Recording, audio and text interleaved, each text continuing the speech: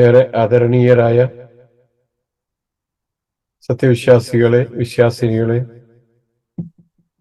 പ്രപഞ്ചരക്ഷിതാവായ പടച്ചറബിന്റെ നിയമനിർദ്ദേശങ്ങൾ ജീവിതത്തിൽ ശ്രദ്ധിച്ച് സൂക്ഷിച്ച് അള്ളാഹുവിനെ ഇഷ്ടപ്പെടും വിധം ജീവിതം ക്രമീകരിക്കാൻ പടച്ചറബ് നമ്മെ ഓരോരുത്തരെയും തുണക്കുമാറാകട്ടെ എന്ന് പ്രാർത്ഥിക്കുന്നു. പരിശുദ്ധ ഖുർആനിലെ 6-ാം അധ്യായം സൂറത്തുൽ അൻആമിന്റെ 56-ാമത് ക്ലാസ്സിൽ 97-ാമത്തെ ആയത്ത് മുതലാണ് ഇൻഷാ അല്ലാഹ് നമ്മൾ പഠിച്ചു തുടങ്ങുന്നത്.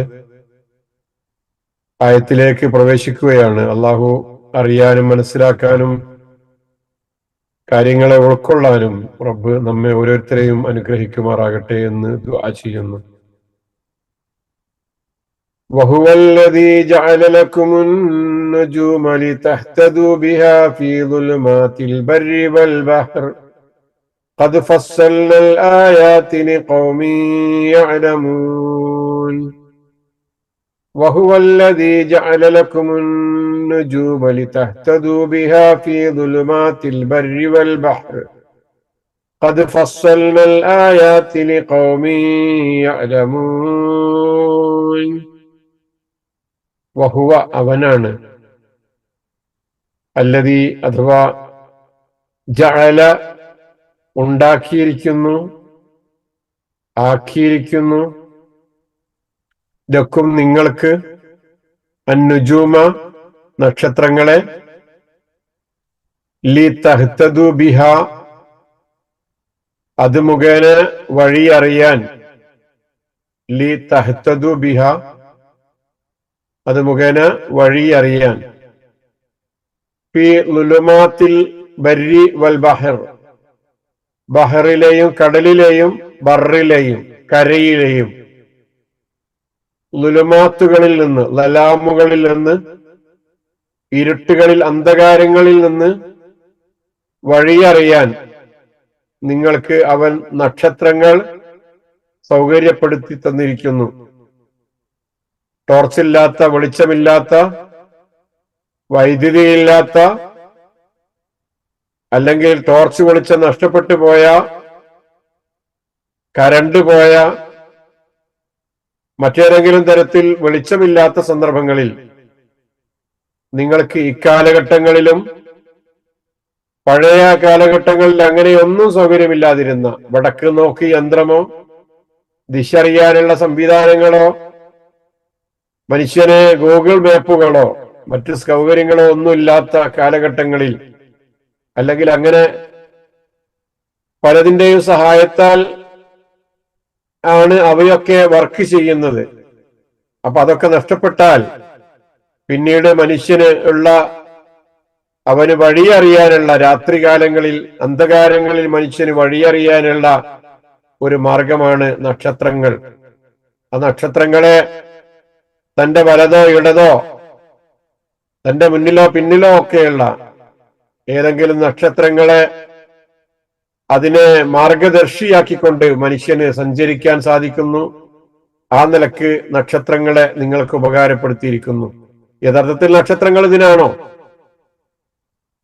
ഈ പ്രപഞ്ചത്തിലുള്ള കോടാനുകോടി നക്ഷത്രങ്ങൾ നമ്മൾ ഇവിടെ നിന്ന് നോക്കുമ്പോൾ എല്ലാം ഒരേ വലിപ്പത്തിൽ കാണുന്നത്. അങ്ങനെ ഒരേ വലിപ്പത്തിൽ കാണാൻ കാരണം അതിനേക്കാൾ നമ്മൾ കാണുന്ന ഒരു വലിപ്പത്തിൽ കാണുന്ന ഒരു നക്ഷത്രം അതേപോലെ മറ്റൊന്നും തൊട്ടടുത്ത് കാണുമ്പോ അതുകൊണ്ട് എന്താ നമ്മൾ മനസ്സിലാക്കേണ്ടത്? അത് ഒരുപാട് ദൂരെയാണ്. ഒരുപാട് ദൂരെയുള്ള നക്ഷത്രത്തെയാണ് നമ്മൾ ഒരുപക്ഷെ ഒരേ വലിപ്പത്തിൽ കാണുന്നത് എന്നാണല്ലോ. അങ്ങനെ നക്ഷത്രങ്ങൾ ഈ പ്രപഞ്ചത്തിൽ അള്ളാഹു സൃഷ്ടിച്ചിരിക്കുന്ന വേറെ ഒരുപാട് കാരണങ്ങളുണ്ട്. പടച്ചവന് മാത്രം അറിയാവുന്ന മറ്റു വിഷയങ്ങളുണ്ട്. പക്ഷെ ഇവിടെ വളരെ ലളിതമായ ഒരു കാര്യം നിങ്ങളെ ഓർമ്മപ്പെടുത്തുക, വളരെ ലളിതം. എന്നാൽ നിങ്ങളുടെ ജീവിതത്തിൽ പലപ്പോഴും അത് ഉപകാരപ്രദമാവില്ലേ? ഇങ്ങനെ ഒരു നക്ഷത്രം കാണുമ്പോ, തെളിഞ്ഞു നിൽക്കുന്ന ഒരു വെളിച്ചം കാണുമ്പോ ആ ഇരുട്ടിലൂടെ നടന്നു പോകാൻ നിങ്ങൾക്ക് സാധിക്കുന്നില്ലേ? ഇങ്ങനെ നിങ്ങളുടെ ജീവിതത്തിൽ എന്തുമാത്രം നക്ഷത്രങ്ങളാണ്, എന്തുമാത്രം വെളിച്ചമാണ് നിങ്ങൾക്ക് തെളിച്ചം കിട്ടുന്ന, വെളിച്ചം കിട്ടുന്ന എന്തൊക്കെ സംഗതികളാണ് റബ്ബ് സുബ്ഹാനഹു വ തആല നിങ്ങളുടെ ജീവിതത്തിൽ നൽകുന്നത് എന്ന് നിങ്ങൾ പരിശോധിച്ചു നോക്കൂ. ഖദ് ഫസ്സൽനൽ ആയാതി ലിഖൗമി യഅലമൂൻ. മനസ്സിലാക്കുന്ന ആളുകൾക്ക്. അടുത്ത ആയത്തിലും ഇങ്ങനെ തന്നെയാണ് അവസാനിക്കുന്നത്. അവിടെ യഫ്ഖഹൂൻ എന്നാണ് പറഞ്ഞതല്ലേ, ചിന്തിക്കുന്ന ആളുകൾക്ക് എന്നാണ്. ഇത് കാര്യങ്ങളെ മനസ്സിലാക്കുന്ന ആളുകൾക്ക് വേണ്ടി നിങ്ങൾ അധികമൊന്നും അതിനെപ്പറ്റി ചിന്തിക്കണ്ട. നിങ്ങൾ ഇത്രമാത്രം അറിഞ്ഞാൽ നിങ്ങൾക്ക് സാധാരണഗതിയിൽ ഇരുട്ടത്ത് യാത്ര ചെയ്യുമ്പോൾ കടലിലൂടെയോ കരലിലൂടെയോ അൽബർ വൽ ബഹർ, വിശാലമായ മരുഭൂമിയിലൂടെ യാത്ര ചെയ്യുന്ന ആളുകളായിരുന്നു അറബികളല്ലേ. അവിടെ എന്തെങ്കിലും അവർക്ക് ദിശ അറിയാനുള്ള മാർഗദർശകമായിട്ടുള്ള സംഗതികളൊന്നുമില്ല. അത് നമ്മളും ഇപ്പൊ അങ്ങനെ തന്നെയാണ്. നമ്മളൊരു മരുഭൂമിയിൽ പെട്ടുപോയാൽ എങ്ങോട്ടാന്നുള്ള നിലക്കാണ് നടക്കുക. പ്രത്യേകിച്ച് രാത്രി കാലങ്ങളിലൊക്കെ ആലോചിച്ചു നോക്കൂ നിങ്ങൾ. രാത്രി കാലങ്ങളിൽ നമ്മൾ ഏതെങ്കിലും ഒരു മരുഭൂമിയിൽ പെട്ട് വഴിയറിയാത്തൊരവസ്ഥ സംഭവിച്ചാൽ അവിടെ നമുക്ക് വഴികാട്ടിയായിട്ട് ഏതെങ്കിലും ഒരു നക്ഷത്രത്തെ നമുക്ക് അറിയെങ്കിൽ അതിനെ മാർഗദർശിയാക്കി ഗൈഡാക്കിയിട്ട് നമുക്ക് നടക്കാലോ. അത് വല്ലാത്തൊരു അനുഗ്രഹമാണ് എന്ന് മനുഷ്യനെ ഉറപ്പെടുത്തുക. പറഞ്ഞതുപോലെ വലിയൊരു വിഷയമല്ല നക്ഷത്രത്തിന്റെ സൃഷ്ടിപ്പുമായി ബന്ധപ്പെട്ടുകൊണ്ട് ആലോചിക്കാനോ ചിന്തിക്കാനോ ഒന്നും നിങ്ങൾ പോകേണ്ടതില്ല. യഅലമൂൻ, നിങ്ങൾ കാര്യം മനസ്സിലാക്കുന്നുവെങ്കിൽ ഇത് തന്നെ പോരെ എന്ന് ചോദിക്കാണ് ഈ ആയത്തിൽ അള്ളാഹു ചെയ്യുന്നത്. വഹുവല്ലദീ ജഅല ലക്കുമുൻ നുജൂം, അവനാണ് നിങ്ങൾക്ക് നക്ഷത്രങ്ങളെ ലിതഹ്തദൂ ബിഹാ, അത് മുഖേന വഴി അറിയാൻ പറ്റുന്ന രൂപത്തിൽ ആക്കി തന്നിരിക്കുന്നത്. എവിടെ? ഫീ ളുലുമാത്തിൽ ബർരി, കരയിലെ ളുലുമാത്തുകളിൽ, അന്ധകാരങ്ങളിൽ, വൽ ബഹർ, കടലിലെയും. രണ്ടിടത്തും നിങ്ങൾ യാത്ര ചെയ്യുന്നുണ്ട്. അപ്പൊ അവിടെ നിങ്ങൾക്ക് രക്ഷപ്പെടാം. അല്ലെങ്കിൽ നിങ്ങൾ അവിടെങ്ങളിൽ ഒറ്റപ്പെട്ടു പോയാൽ എവിടുന്നാണ് നിങ്ങൾ വന്നത്, എങ്ങോട്ടാണ് പോകേണ്ടത് എന്ന് തിരിച്ചറിയാൻ ഖദ് ഫസ്സൽനൽ ആയാതി ലിഖൗമി യഅലമൂൻ, മനസ്സിലാക്കുന്ന ആളുകൾക്ക് വേണ്ടി നാം ഇതാ ആയത്തുകളെ, ദൃഷ്ടാന്തങ്ങളെ വിശദീകരിച്ച് തരികയാണ് ചെയ്യുന്നത്. മനസ്സിലായിട്ടുണ്ടാവും എല്ലാവർക്കും എന്ന് വിചാരിക്കുന്നു. കൂടുതൽ വിശദീകരണമൊന്നും ആവശ്യമല്ല. ഈ നക്ഷത്രങ്ങളെ മനുഷ്യന് അതേപോലെ സൂര്യചന്ദ്രന്മാരെയൊക്കെ മനുഷ്യർക്ക് പല നിലക്കും അവരുടെ സമയം കണക്കാക്കാൻ, അതേപോലെ ഉള്ള ഒരുപാട് ഉപകാരങ്ങൾ അത് മുഖേന മനുഷ്യന് ലഭ്യമായിക്കൊണ്ടിരിക്കുന്നുണ്ട്. കരയിലൂടെയും കടലിലൂടെയും യാത്ര ചെയ്യുന്നവർക്ക് ദിക്കുകളും ഉദ്ദിഷ്ട സ്ഥലങ്ങളും തിരിച്ചറിയാൻ പറ്റാവുന്ന രൂപത്തിലാണ് നക്ഷത്രങ്ങളെ ഏർപ്പാട് ചെയ്തിരിക്കുന്നത് എന്ന് നമ്മൾ പറഞ്ഞു പോയി കാര്യങ്ങൾ. പൂർവ്വകാലത്തുണ്ടായിരുന്ന ആളുകളുടെ യാത്രകൾ പരിശോധിച്ചു നോക്കിയാൽ അത് വളരെ വ്യക്ത. സൂര്യനെയും ചന്ദ്രനെയും താൻ സൃഷ്ടിച്ചത് വിശദീകരിച്ചു കഴിഞ്ഞ ആയത്തിൽ.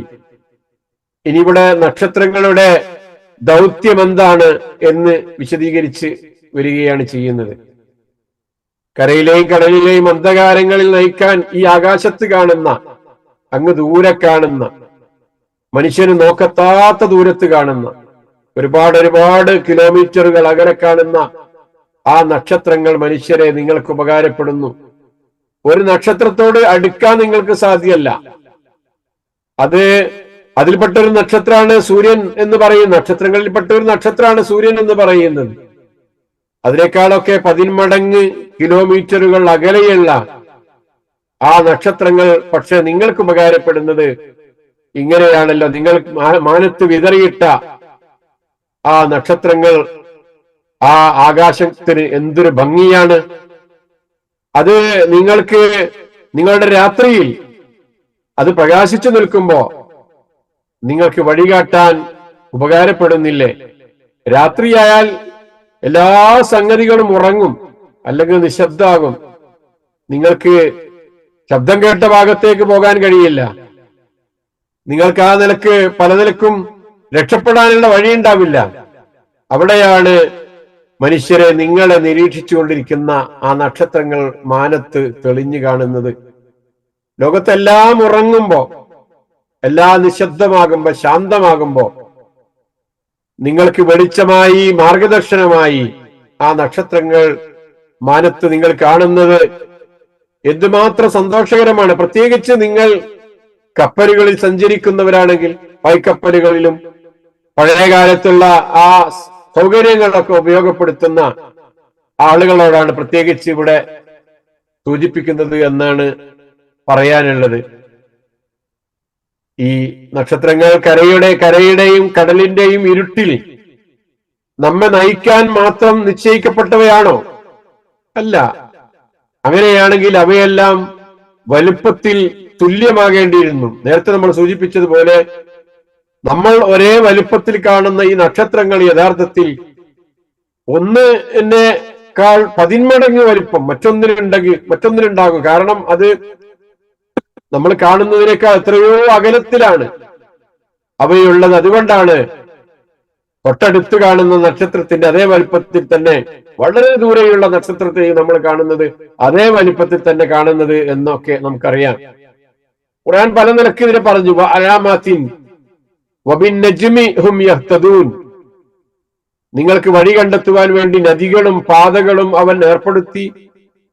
സൂറത്തുൻ നഹ്ലിൽ അള്ളാഹു വിശദീകരിക്കുന്നു, പുറമെ പല വഴിയടയാളങ്ങളും നിങ്ങൾക്ക് ഈ ലോകത്തുണ്ട്. നദികളും റോഡുകളും പാതയോരങ്ങളും ഒക്കെ നിങ്ങൾക്ക് വഴി കാണാനാണ് ഈ ലോകത്ത്. ഇത്രയൊക്കെ വഴികൾ ഏർപ്പെടുത്തിയിട്ട് ഇങ്ങനെ ഭൗതിക ലോകത്ത് വിവിധ തരത്തിലുള്ള വഴികളിലൂടെ സഞ്ചരിക്കുകയും കൃത്യമായി എങ്ങോട്ടാണ് പോകേണ്ടത് എന്ന് ഡയറക്ഷൻ മനസ്സിലാക്കുകയും ചെയ്യുന്ന മനുഷ്യരെ, നിങ്ങൾക്ക് എന്തുകൊണ്ട് ഈ റബ്ബിന്റെ ഡയറക്ഷൻ, റബ്ബിലേക്ക് എത്തിപ്പെടേണ്ടത് എങ്ങനെയെന്ന് നിങ്ങൾക്ക് എന്തുകൊണ്ടാണ് മനസ്സിലാക്കാൻ സാധിക്കാത്തത് എന്ന് ചോദിക്കുന്നുണ്ട് ഖുർആൻ. ഫലാ ഖുസിമു ബിമവാഖിൻ നുജൂം വഇന്നഹു ലഖസമുൻ ലൗ തഅലമൂന അദീം. സൂറത്തുൽ വാഖിയയിലെ 76, 75 ആയത്തുകളിൽ നമ്മൾ കാണുന്നു. ഈ അസ്തമന സ്ഥാനങ്ങളെ കൊണ്ട്, നക്ഷത്രങ്ങളുടെ അസ്തമന സ്ഥാനങ്ങളെ കൊണ്ട് ഞാൻ സത്യം ചെയ്തു പറയുന്നു, തീർച്ചയായും നിങ്ങൾക്കറിയാമെങ്കിൽ അതൊരു വലിയ സത്യം തന്നെയാണ് എന്ന്. ഓരോ നക്ഷത്രങ്ങളും അസ്തമിക്കുന്ന ഒരു ഭാഗമുണ്ട്, കേന്ദ്രമുണ്ട്. അതിനെ അള്ളാഹു സത്യം ചെയ്ത് കൊണ്ട് പറയുന്നുണ്ട്. അതൊരു വലിയ വിഷയമായിട്ട് മറ്റൊരു ഭാഗത്ത് പഠിപ്പിക്കുന്നുണ്ട്. അപ്പൊ അതൊന്നും നമ്മളിവിടെ പഠന വിധേയമാക്കാൻ വേണ്ടി ആവശ്യപ്പെട്ടിട്ടില്ല ഖുർആൻ. ലൗ തഅലമൂന, നിങ്ങൾ അറിയുന്നവരാണെങ്കിൽ എന്ന് പറഞ്ഞത് കേവലം നിങ്ങൾക്ക് വഴിയറിയാൻ പറ്റാവുന്ന രൂപത്തിൽ മാനത്തേക്ക് നോക്കുന്ന ആ നക്ഷത്രങ്ങളെ നോക്കി നിങ്ങൾക്ക് ഒരു ഡയറക്ഷൻ കാണാനും അറിയാനും ഒക്കെ സാധിക്കുന്നെങ്കിൽ വലിയ കാര്യമല്ലേ.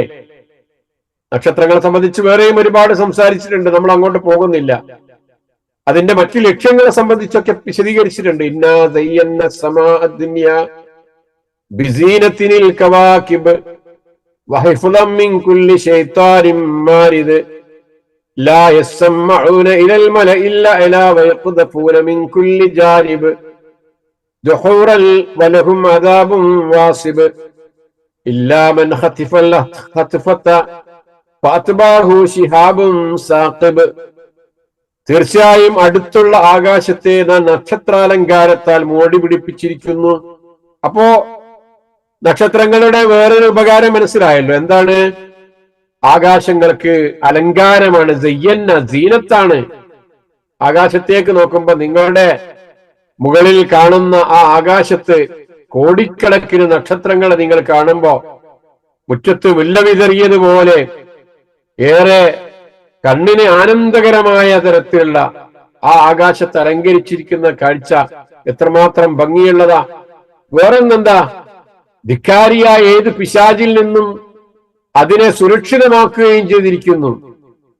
മാനത്തെ ആകാശ ലോകങ്ങളിലേക്ക് കയറിപ്പോകുന്ന പിശാചുക്കളെ എറിഞ്ഞാട്ടാൻ അവിടെ ഒരു സംവിധാനം ഉണ്ടാക്കിയിരിക്കുന്നു എന്നൊക്കെ അള്ളാഹു പറയുന്നുണ്ട്. ഇവിടെ ഈ നക്ഷത്രങ്ങളാണ് വഹിഫുലൻ മിൻ കുല്ലി ശൈത്താനിൻ മാരിദ്. ധിക്കാരിയായ ഏത് പിശാചിൽ നിന്നും അതിനെ സുരക്ഷിതമാക്കി വെക്കുകയും ചെയ്തിരിക്കുകയാണ്. വേറൊരായത്ത് നമ്മൾ പഠിച്ചതാണ്, അങ്ങോട്ട് കയറിപ്പോകാൻ പറ്റാത്ത വിധത്തിൽ സുരക്ഷിതമാക്കിയിരിക്കുന്നു എന്ന്. അത്യുന്നതമായ സമൂഹത്തിന്റെ നേരെ അവർക്ക്, പിശാചുക്കൾക്ക് ചെവി കൊടുത്ത് കേൾക്കാനാവില്ല. അള്ളാഹുവിന്റെ മാലാഖമാരുടെ അവർക്ക് നൽകപ്പെടുന്ന സന്ദേശങ്ങളെ ഈ പിശാചുക്കൾക്ക് ചെവി കൊടുത്ത് കേൾക്കാൻ കഴിയില്ല. നമ്മള് തെറ്റായിട്ട് പഠിച്ചു വെച്ചിട്ടുണ്ട് ചില കാര്യങ്ങളിലൊക്കെ, ചില വിഷയങ്ങളിലൊക്കെ. അള്ളാഹുവിന്റെ അടുക്കൽ പോയി ഇപ്പോഴും പിശാചുക്കൾ കട്ട് കേൾക്കും, മലക്കുകളുമായിട്ടുള്ള സംഭാഷണം കേൾക്കും. എന്നിട്ട് ഇവിടെ വന്നിട്ട് അത് മനുഷ്യർക്ക് സിഹർ ചെയ്യും, മാരണം ചെയ്യും എന്നൊക്കെ തെറ്റായി പഠിച്ചു വെച്ചിട്ടുണ്ട്. ഖുർആനിൽ ഇതേപോലെയുള്ള ആയത്തുകൾ ഒരുപാട് ഇതിനെതിരാണ് കേട്ടോ. അവർക്ക് കഴിയില്ല എന്നാണ്, അത് ബ്ലോക്ക് ചെയ്തിരിക്കുന്നു. അന്ത്യപ്രവാചകൻ മുഹമ്മദ് മുസ്തഫ സല്ലല്ലാഹു അലൈഹി വസല്ലമക്ക് ഖുർആൻ അവതരിക്കാൻ തുടങ്ങിയത് മുതൽ പിന്നെ ആ സംവിധാനം പറ്റെ തടയപ്പെട്ടിരിക്കുന്നു എന്ന് പല സ്ഥലങ്ങളിൽ പറഞ്ഞിട്ടുണ്ട്. അവിടെ അതേപോലെ തന്നെയാണ് ഇവിടെയും വിശദീകരിക്കുന്നത്. അപ്പോ പറഞ്ഞു പോകല്ല, വേറെ രണ്ട് ലക്ഷ്യങ്ങൾ കൂടെ ഇവിടെ എടുത്തു പറഞ്ഞു. ഒന്ന്, ഇത് ആ ആകാശങ്ങൾക്ക് അലങ്കാരമാണ് നക്ഷത്രങ്ങൾ എന്ന്. അതേപോലെ പിശാചുക്കളെ എറിഞ്ഞ് ആട്ടുവാനുള്ള റെജിമൻ എന്ന് പറയുന്നുണ്ട്, എറിഞ്ഞാട്ടുവാനുള്ള ഒരു സംവിധാനം എന്നുള്ളതൊക്കെയാണ് നക്ഷത്രങ്ങളും മുൽക്കകളും അതേപോലെയുള്ള കാര്യങ്ങളുമൊക്കെ എന്ന് അള്ളാഹു പല ഭാഗങ്ങളിലും സൂചിപ്പിക്കുന്നുണ്ട്. അങ്ങനെ ആ ചർച്ച നമുക്ക് ഇവിടെ അവസാനിപ്പിക്കാം. നക്ഷത്രങ്ങളെ സംബന്ധിച്ച്, സൂര്യനെ സംബന്ധിച്ച്, ചന്ദ്രനെ സംബന്ധിച്ചൊക്കെ ഈ ആയത്തിലും ഇതിനു മുമ്പുള്ള ആയത്തുകളിലും സൂചിപ്പിച്ചു. ഇനി എന്താ പറയാനുള്ളത്?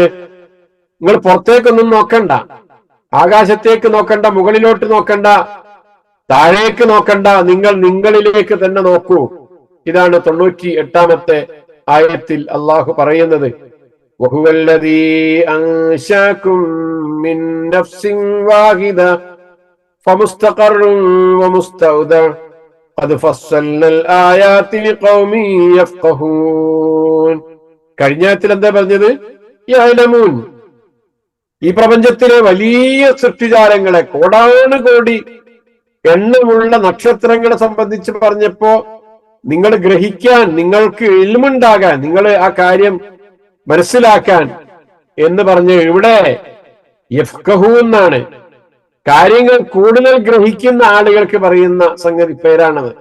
ചിന്തിച്ച് മനസ്സിലാക്കുന്ന കാര്യത്തെ ആളുകളെ സംബന്ധിച്ചാണ് ഇവിടെ വിശദീകരിക്കുന്നത്. എന്താ പറഞ്ഞത്? വഹുവല്ലദീ അൻശഅകും, അവനാണ് നിങ്ങളെ സൃഷ്ടിച്ചുണ്ടാക്കിയവൻ, മിൻ നഫ്സിൻ വാഹിദ, ഒരേ ആത്മാവിൽ നിന്ന്, മിൻ നഫ്സിൻ വാഹിദ, ഒരേ ആത്മാവിൽ നിന്ന് നിങ്ങളെ സൃഷ്ടിച്ചുണ്ടാക്കിയവൻ അവനാണ്. തുടക്കം എവിടുന്ന? ഒന്നിൽ നിന്നാണ്, ആദമിൽ നിന്നാണ്, ഹവ്വയിൽ നിന്നാണ്. പിന്നീട് ഇങ്ങോട്ട് ഓരോന്നും നിങ്ങൾ പരിശോധിച്ചു നോക്കുമ്പോ, കുട്ടികളെ, നിങ്ങളെല്ലാരും നിങ്ങളുടെ ഉമ്മയിൽ നിന്നുള്ളവരാ. നമ്മള് ഒരു സമൂഹമാണ്. ആ സമൂഹം അടിസ്ഥാനപരമായി അള്ളാഹുവിന്റെ ഒരു പ്രത്യേകമായ സൃഷ്ടിപ്പാണ്. ആദമിന്റെ സൃഷ്ടിപ്പാണ്, ഹവ്വയുടെ സൃഷ്ടിപ്പാണ്. ഏതായിരുന്നാലും ഒരേ ആത്മാവിൽ നിന്നാണ് നിങ്ങളെ സൃഷ്ടിച്ചുണ്ടാക്കിയിരിക്കുന്ന അള്ളാഹു. അങ്ങനെയുള്ളവനാണ് അള്ളാഹു.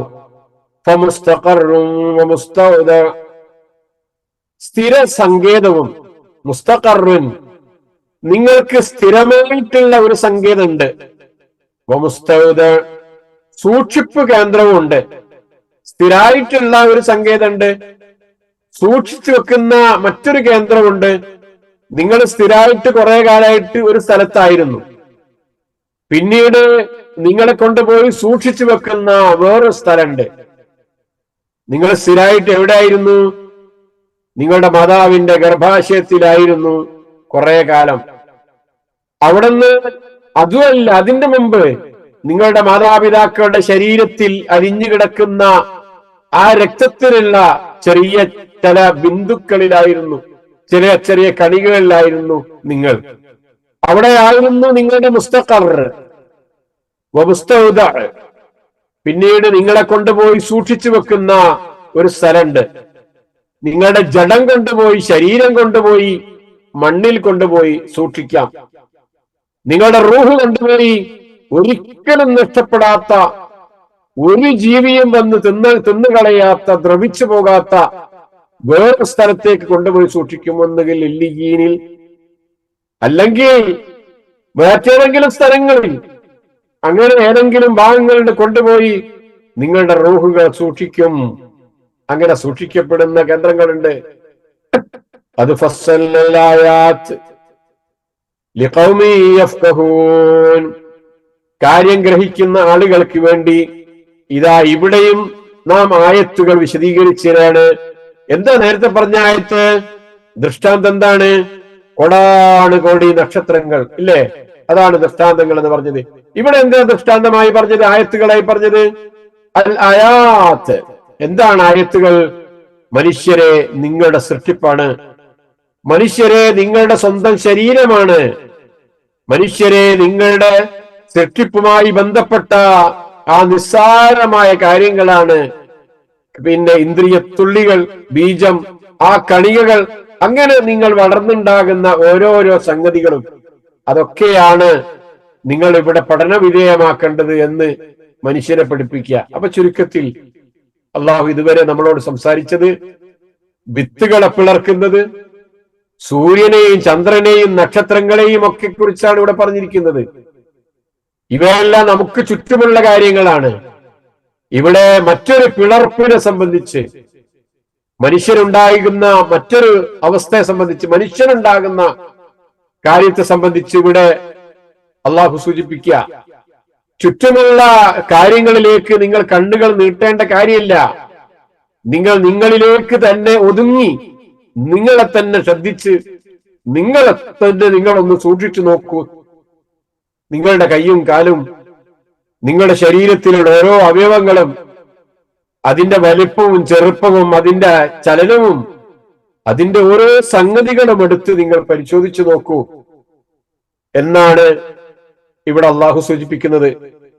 ഒരേ ആളിൽ നിന്ന് തന്നെ, ആദം അലൈഹിസ്സലാമയിൽ നിന്ന് മനുഷ്യരുണ്ടായി എന്ന് പറഞ്ഞില്ലേ? മിൻ നഫ്സിൻ വാഹിദത്തിൻ.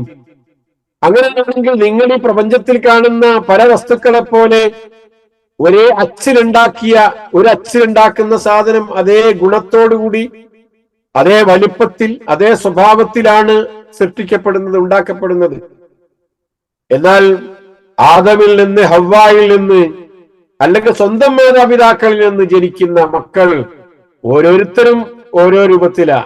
അവരുടെ സ്വഭാവങ്ങളും ശൈലിയും ജീവിതവും ഒക്കെ വ്യത്യാസമാണ്. ഒരേ ആളിൽ നിന്ന് കണക്കറ്റ വ്യക്തികളടങ്ങുന്ന മനുഷ്യവർഗത്തെ ഇവിടെ സൃഷ്ടിക്കുമ്പോ ഒരേ അച്ചിൽ വാർത്തെടുക്കുന്നത് പോലെയല്ല, ഒരു ഫാക്ടറിയിൽ ഉണ്ടാക്കപ്പെടുന്ന സംഗതികളെ പോലെയല്ല മനുഷ്യരെ ഇവിടെ ഉണ്ടാക്കപ്പെടുന്നത്. യാ യുഹന്നാസ്, മനുഷ്യരെ എന്ന് വിളിച്ചുകൊണ്ട് തന്നെ ഖുർആൻ പറഞ്ഞു, ഇത്തഖൂ റബ്ബക്കും, നിങ്ങളുടെ റബ്ബിനെ നിങ്ങൾ സൂക്ഷിക്കണേ. അല്ലദീ ഖലഖക്കും മിൻ നഫ്സിൻ വാഹിദ വഖലഖ മിൻഹാ സൗജഹാ വബസ്സ മിൻഹുമാ റിജാലൻ കസീറൻ വനിസാഅ. ധാരാളം ആണ് പെണ്ണുങ്ങളെ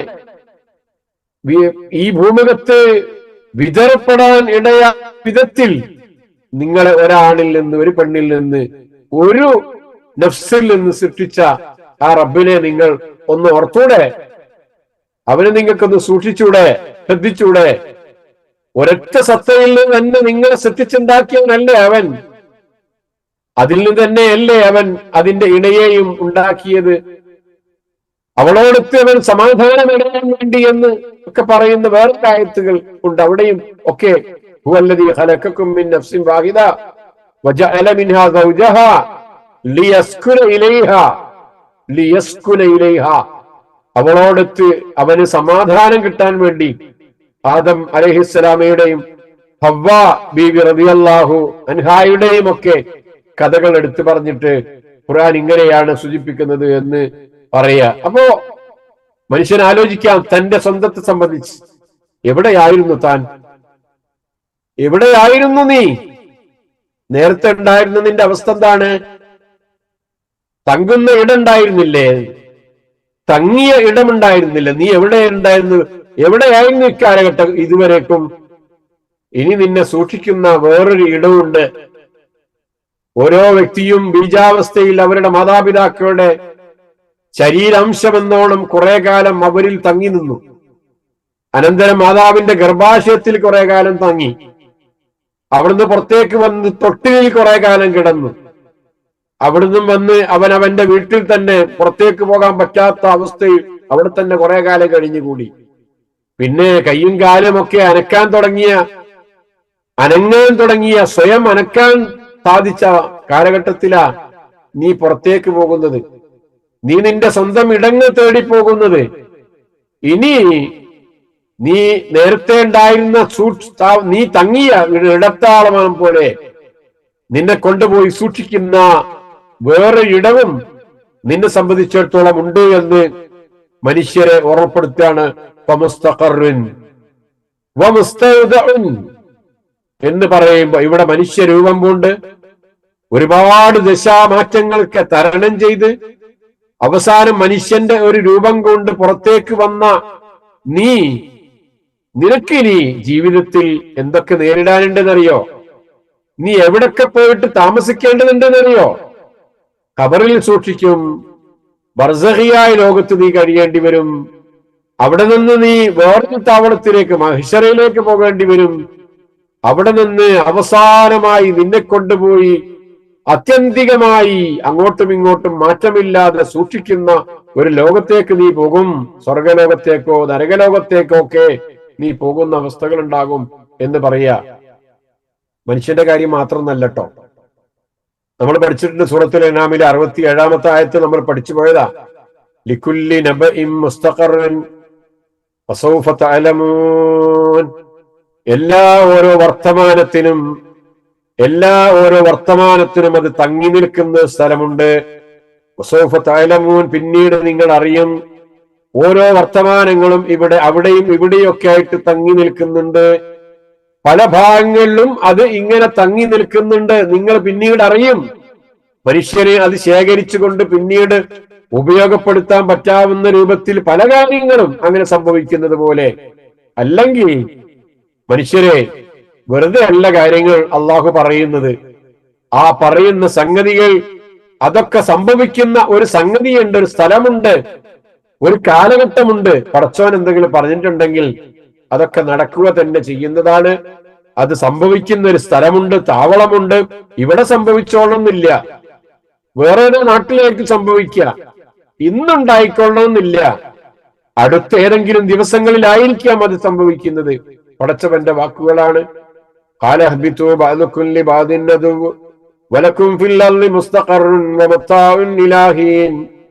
ആദം നബി അലൈഹി ഇസ്ലാമയോട് ഹവ്വാ ബീവിയോട് അള്ളാഹു പറയാ, ഇനി സ്വർഗത്തിൽ നിങ്ങൾ നിൽക്കണ്ട, നിങ്ങൾ ഭൂമിയിലേക്ക് പോയിക്കോളൂ.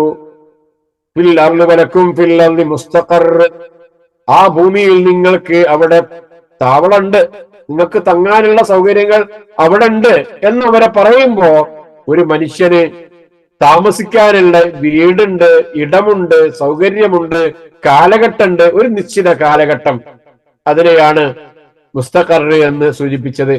ആദം നബി അലൈഹി സ്വലാമക്ക് ജീവിക്കാനുള്ള ഒരു കാലഘട്ടം, അതിനുശേഷം വരുന്ന ഓരോ മനുഷ്യനും ജീവിക്കാനുള്ള ഒരു കാലഘട്ടം, നമുക്ക് ജീവിക്കാനുള്ള ഒരു കാലയളവ് 10, 60, 70 കൊല്ലം ഇവിടെ ഇങ്ങനെ ജീവിക്കാനുള്ള ഒരു കാലയളവ്, അതിനാണ് മുസ്തഖർ എന്ന് പറയുന്നത്.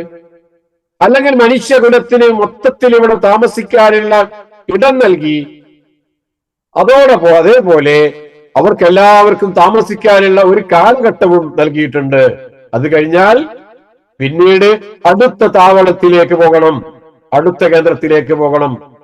ആദം നബി അലൈഹി ഇസ്ലാമിനെ സൃഷ്ടിക്കുന്നതിന് മുമ്പ് അദ്ദേഹം എവിടെയായിരുന്നു? അദ്ദേഹം വന്നു സ്വർഗത്തിലായിരുന്നു ആദ്യത്തെ താവളം. പിന്നീട് ഭൂമുഖത്തേക്ക് ഇറങ്ങി. പിന്നീട് അദ്ദേഹം ബർസഖിയായ ലോകത്തിലേക്ക് വന്നിരിക്കുന്നു. അവിടെ നിന്ന് ഇനി മഹ്ശറയിലേക്ക് പോകണം, അവിടെ നിന്ന് സ്വർഗത്തിലേക്ക് പോകണം. അതാണ് അദ്ദേഹത്തിന്റെ ഓരോ താവളങ്ങളെ സംബന്ധിച്ച് നമ്മൾ പരിചയപ്പെടേണ്ടത്. അതേപോലെയാണ് ഓരോ മനുഷ്യന്റെയും കഥ. നമുക്കുമുണ്ട് ഇങ്ങനെ മാറി താമസിക്കാൻ ഓരോ ഇടങ്ങൾ, മാറി മാറി താമസിക്കുന്ന വീടുകളുണ്ട്. അതിൽ ഏറ്റവും പ്രധാനപ്പെട്ട വീട് ഏതാ? കൂടുതൽ കാലം താമസിക്കുന്ന വീട് എവിടെയായിരിക്കും? എന്തായിരുന്നാലും ഇതല്ലല്ലോ ഈ ലോകത്തിലെ നമ്മളുണ്ടാക്കിയ വീടും സൗകര്യങ്ങളും താമസ സ്ഥലവും ആ കാലഘട്ടം ഒന്നും അല്ലല്ലോ. അല്ല.